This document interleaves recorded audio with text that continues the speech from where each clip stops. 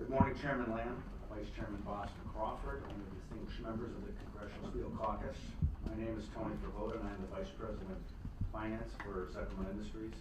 Zekelman Industries is the largest producer of steel pipe and tube products in North America, and there's more than 2,000 employees employed in facilities in Alabama, Arizona, Arkansas, California, Illinois, Michigan, Ohio, Pennsylvania, and Texas. Our company is proud to be part of these communities and pleased to have a facility in Representative Crawford's district. This morning I speak on behalf of not only Zekelman, but also the Committee on Pipe and Tube Imports, an association comprised of the nation's leading producers of an array of carbon and stainless steel pipe and tube fittings and products.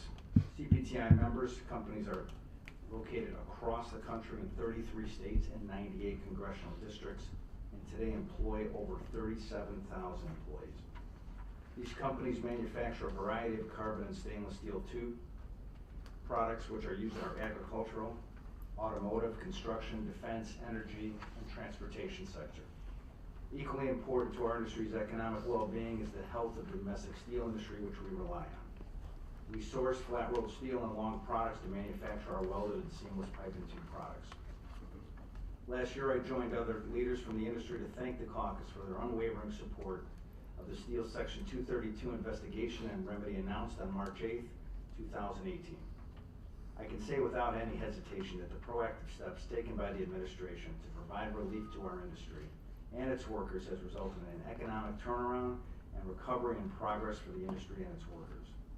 For example, at our company, we provide an incentive bonus upon the enactment of the 232 for all our employees, and again this year we did the same and brought back workers to our plants as we restored shifts and announced new investments in our production facilities. The Steel Section 232 remedy includes a 25% tariff on steel imports from the majority of steel-producing countries, and annual quotas administered on a quarterly basis with Argentina, Brazil, and Korea. These remedies have proved to be very effective in successfully pushing back imports. But the reality is that this agenda needs to reach further, as we need to continue down the path of quotas to stabilize this industry long term.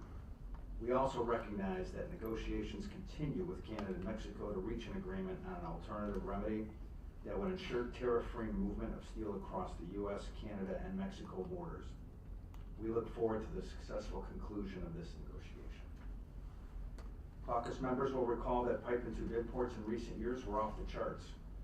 The impact of these imports resulted in temporary idling of plants, reduction in workforce, and financial losses for the industry. In fact, prior to the announcement of the 232 remedy, overall import penetration reached historical highs. In 2017, pipe and tube imports were 63% of the market and fell by 1.1 million tons in 2018, while still taking more than half of our market. I'm confident when I say that the industry is in a better place now than before, but I have to reiterate that our industry is still not out of the woods. There is still the need to keep the 232 remedy in place. You may ask me to allow to explain. First, we all know that steel is a cyclical industry and global trade patterns shift to meet demand. The industry is at a half point in its marathon against imports, and we remain concerned that many bad actors are engaged in practices to misclassify product to evade payment of the 232 duties. Our industry has carefully documented this activity and has notified the Customs Service about these practices. Customs has acted quickly, and I believe they are using all of their tools to ensure that the 232 duties and tariffs are enforced. Our industry would also like to commend the Commerce Department for their efforts on the implementation of the 232 program. Second, we believe that it's important that the 232 remain in place until a significant reduction in subsidized worldwide overcapacity is achieved. Even with the 25% duties in place, we see Chinese, Indian, Turkish, Iranian steel essentially being laundered to change it to pipe in countries like Vietnam, Oman, and the UAE, and being imported here at below our cost. As the caucus begins its work on framing legislation priorities in the 116th Congress, we encourage members to explore policies that will allow the industry to expand and serve demands for the steel products in this country, such as the infrastructure we've discussed today already. Whether it's pipe used to transport oil and gas or structural tubing being used in construction of a skyscraper, our products are needed here as we rebuild this country. In addition to our quality products, our companies provide good wage jobs for thousands of employees who have benefited from job training programs which have allowed them to advance in the industry. Of course, our industry's continued success relies on our ability to compete on a level playing field. If trade is not conducted fairly, our industry will not be able to continue to compete in this marketplace. The CPTI also supports the framework of the principles established in the USMCA.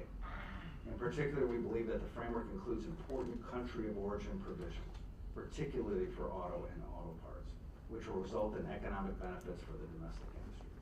We also understand that the three countries agreed to enhance their custom enforcement tools to combat transshipment of imports through their countries. Both countries have been important trading partners for the U.S. Canada is the largest export market for U.S. steel and pipe and two products. We are hopeful that more of our products will be able to serve the Mexican market in the future. We are anxious to learn more about the timeline for congressional review and ratification and look forward to working with Congress on this matter. The CPTI will assemble in Washington, D.C. on May 16th, 2019 to share our views on the issues of importance to the industry with our congressional delegation. Our message, members, is simple. Ensure that trade is conducted fairly and keep the Section 232 program in place. We will ask Congress to support legislation that will strengthen the trade laws, support new infrastructure development legislation, including the reauthorization of the Pipes Act, support policies to enhance the nation's energy grid, and ongoing support of legislation to address an end to customs fraud, circumvention, and evasion. The association also supports a robust fiscal year 2020 appropriations package that provides necessary resources for the Office of the U.S. Trade Representative, Department of Commerce, USTC, and U.S. Customs and Border Protection.